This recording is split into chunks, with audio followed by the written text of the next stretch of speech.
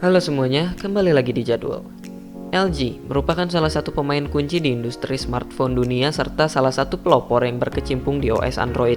Meskipun bukan merupakan produsen paling sukses secara penjualan, tetapi terobosan-terobosan yang dilakukan LG telah mengubah industri mobile phone menjadi lebih baik dan menarik seperti apa yang bisa kita rasakan saat ini.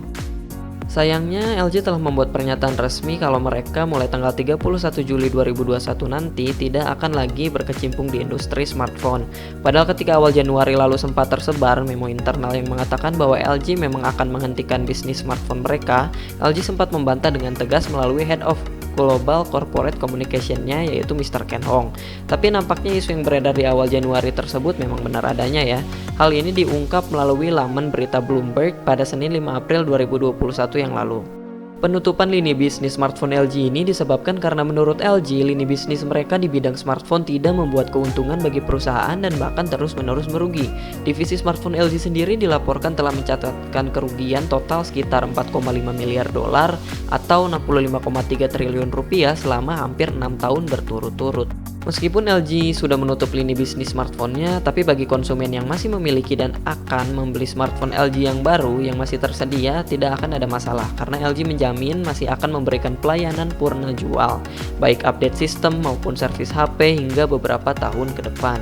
Terus sebenarnya apa sih yang menyebabkan LG terus-menerus merugi dari bisnis smartphone-nya dan apa juga yang menyebabkan smartphone LG ini kurang diminati? Kalau menurut saya ada beberapa alasan untuk hal ini kenapa bisa terjadi. Tetapi ada dua alasan yang utama. Yang pertama adalah karena LG kurang melakukan promosi dan branding dalam mengenalkan HP mereka. Ketika disebutkan HP LG misalnya, apa ada yang terpikirkan dalam benak kita? Mungkin gak ada sama sekali ya.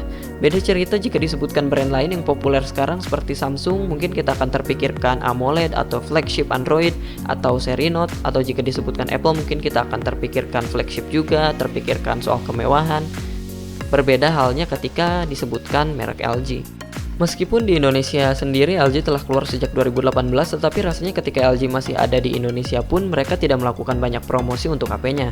Begitu juga di market global, rasanya saya jarang mendengar reviewer teknologi luar negeri membahas HP LG dan jarang juga mendengar atau melihat iklan dan poster LG internasional. Padahal HP LG sendiri memiliki potensi jika branding dari HP ini bisa dilakukan lebih baik. Alasan yang kedua menurut saya adalah karena inovasi. Bukan karena inovasi LG di smartphone itu sedikit, tapi justru karena banyak dan tidak fokus dalam pengembangannya. Sebenarnya beberapa inovasi dari LG bahkan sebetulnya mengubah permainan smartphone dunia seperti dual kamera yang diawali dari HP LG, double tap to wake juga berawal dari HP LG, aspek rasio 18:9 juga berawal dari HP LG, hingga triple kamera juga diawali oleh terobosan smartphone LG. Tapi banyaknya inovasi ini tidak diikuti dengan konsistensi. Ketika LG mengeluarkan inovasi baru, seringkali inovasi itu hanya dipakai di satu seri HP dan pada seri berikutnya ditinggalkan. Bahkan ada juga yang sudah ditinggalkan kemudian dikembalikan lagi ketika seri berikutnya karena mungkin melihat inovasi mereka akhirnya menjadi tren. Padahal jika fokus dan konsisten dikembangkan mungkin LG sudah menjadi smartphone yang sangat menjanjikan. Hal ini ditambah lagi ketika LG pertama kali mengeluarkan inovasi di smartphone mereka, seringkali inovasi yang ada ini tidak maksimal pengembangannya dan terkesan belum siap dirilis ke pasaran. Seperti sensor gerakan tangan misalnya yang pernah dipasang pada smartphone LG yang akhirnya tidak sukses karena hampir tidak bisa digunakan. Sebenarnya selain dua alasan tersebut masih banyak alasan lain yang membuat LG gagal dalam bisnis smartphone. Tetapi menurut saya tidak sekrusial dua faktor tadi. Penamaan misalnya, beberapa pengamat teknologi bilang penamaan LG terlalu ribet dan tidak penting. Tapi sebetulnya ada produsen lain juga yang memiliki penamaan yang sama yang tidak lebih baik dari LG. Seperti Samsung misalnya, beberapa kali mengulang nama seri HP mereka dan ditambah dengan tahun di belakangnya seperti Galaxy A3 2016 dan A3 2018, yang mana hal ini bisa membuat konsumen menjadi bingung.